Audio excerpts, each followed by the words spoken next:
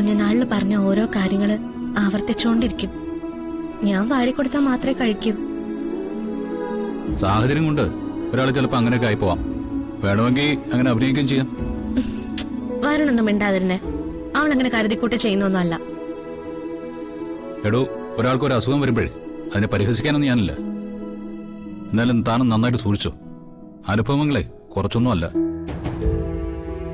തനിക്ക് എല്ലാവരോടും സ്നേഹമുണ്ട്. പക്ഷേ ചുറ്റും നിൽക്കുന്ന ഒരുപാട് പേർക്ക് തന്നോട് തീർത്താ തീരാത്ത വൈരാഗ്യമുണ്ട്. അവൾക്ക് വയ്യാത്തതുകൊണ്ട് ഞാനിങ്ങനെ കൂടെ ഇരിക്കുന്നേ ഉള്ളൂ. ഇനി അത് മാറി അവളൊരു വാക്ക് എന്നോട് സംസാരിച്ച ആ നിമിഷം എങ്ങനെ പ്രതികരിക്കണമെന്ന് എനിക്കറിയാം. ഞാൻ ഈ പറഞ്ഞതിൽ ഒരു മാറ്റവും ഇല്ല. പഴയ രാധികൊന്നും അല്ല ഞാൻ. പ്രത്യേകിച്ച് എനിക്ക് എന്റെ ചെറുക്കനെ കൈവിട്ട് കളയാനും പറ്റില്ല.